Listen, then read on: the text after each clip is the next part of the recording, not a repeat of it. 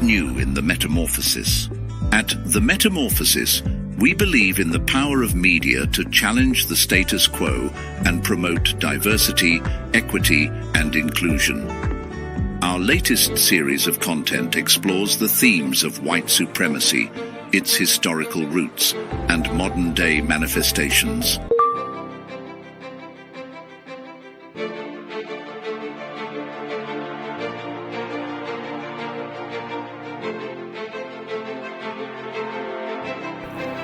Welcome to The Metamorphosis, a podcast of the New World Consciousness ecosystem, sponsored by the Center for New World Consciousness.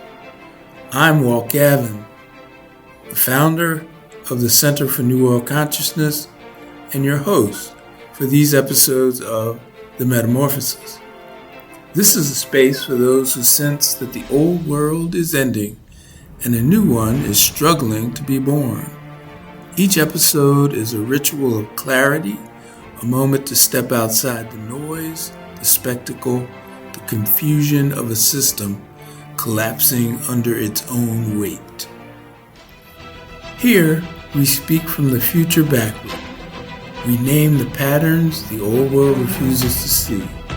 We explore the architecture of transformation and the work of becoming a people capable of stewarding a different kind of world. And in that spirit, this conversation is co-generated with augmented intelligence, a companion in thought, a mirror for meaning, a tool that helps us surface what has been hidden and articulate what is trying to emerge. In the New World frame, intelligence is not artificial. It is amplified. It is collaborative. It is part of the unfolding. So, settle in, take a breath. You are entering the metamorphosis, a threshold space between what has been and what must now become.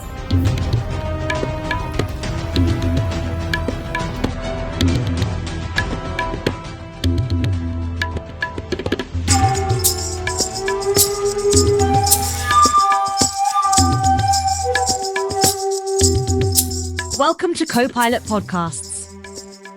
In 2020, mainstream media coverage of structural racism spiked dramatically. Then something happened, or rather, didn't happen. Today, we're diving into the systemic failure of American media to maintain focus on racial justice, why that matters, and how we might reimagine the entire system. And it's not just about what stories get covered, it's about who's making those decisions in newsrooms across America. The numbers are pretty stark, aren't they? They really are. According to the Reuters Institute's 2025 report, only 17% of top editors across major news outlets are people of color. That's despite people of color making up 44% of the general population. Wait, that's actually down from previous years? Yes, it's dropped 6 percentage points from last year. And if you exclude South Africa from the data, only 4% of top editors in major markets are people of color. That's honestly shocking. And it directly impacts coverage. The Collaborative on Media and Messaging found that attention to structural racism has steadily declined since 2020, while counter-messaging against equity initiatives has actually increased.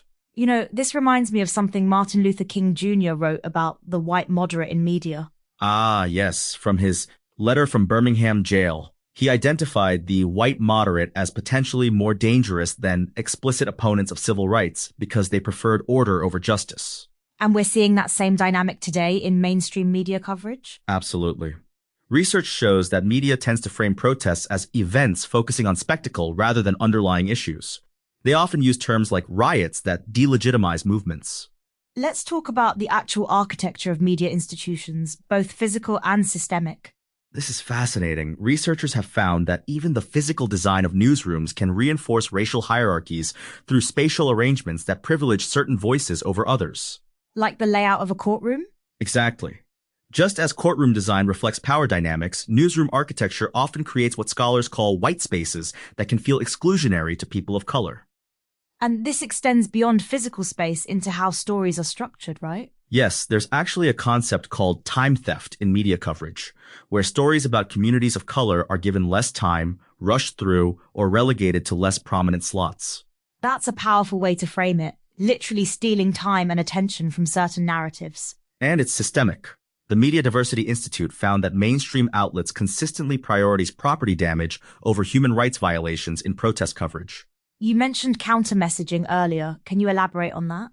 The research shows a coordinated effort to erode support for equity initiatives.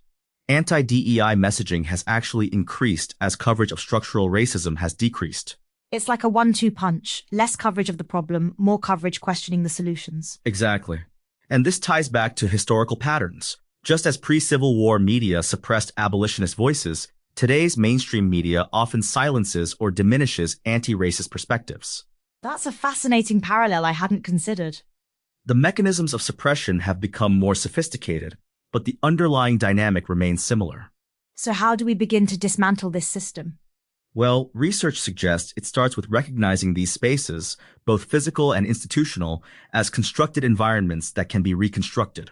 This is where the New World Consciousness perspective comes in, right? Yes, it's about reimagining these spaces entirely, rather than just trying to diversify within existing structures. Can you give an example of what that might look like? Instead of just adding more diverse voices to a hierarchical newsroom, you might completely reorganize the space and decision-making processes to reflect different cultural values and ways of working. That's quite radical when you think about it. It is, but the research shows that incremental changes haven't moved the needle. The percentage of top editors of color is actually lower now than it was in 2020. Let's talk about solutions. What concrete steps can media organizations take? First, they need to acknowledge that neutrality in the face of injustice is itself a form of bias. The white moderate stance King wrote about needs to be recognized as part of the problem. Right, because claiming objectivity often means defaulting to existing power structures. Exactly. And research shows that when media outlets actively challenge these structures, they actually produce more accurate and comprehensive coverage. What about the argument that this kind of change would compromise journalistic integrity? Studies actually show the opposite. More diverse newsrooms produce more accurate coverage because they bring multiple perspectives to fact-checking and story selection. So diversity isn't just about representation, it's about better journalism. Precisely. And it's about recognizing that the current system isn't neutral. It's actively maintaining certain power structures. You mentioned earlier about time theft in media coverage. How do we address that?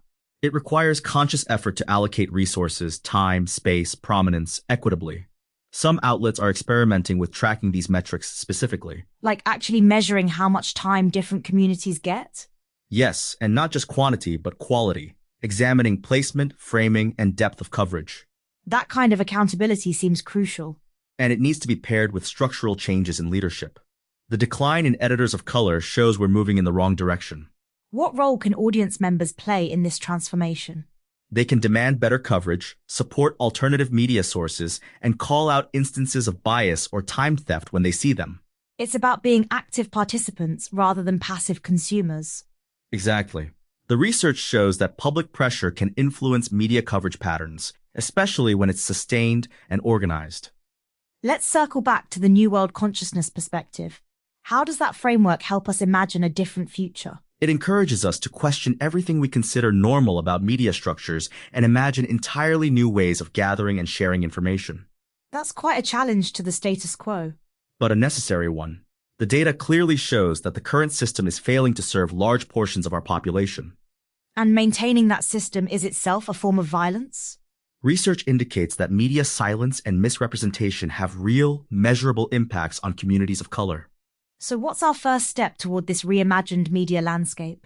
It starts with acknowledging that the current system isn't broken. It's working exactly as designed. We need to design something new. That's both daunting and inspiring. And absolutely necessary if we want media that truly serves democracy rather than perpetuating systemic inequities. Well, that brings us to the end of today's episode of Copilot Podcasts. Remember, when you see coverage of racial justice issues or notice their absence, you're not just seeing individual editorial decisions. You're seeing the architecture of a system that needs to be reimagined from the ground up. Thank you for joining us in this crucial conversation. Until next time, keep questioning the structures around you.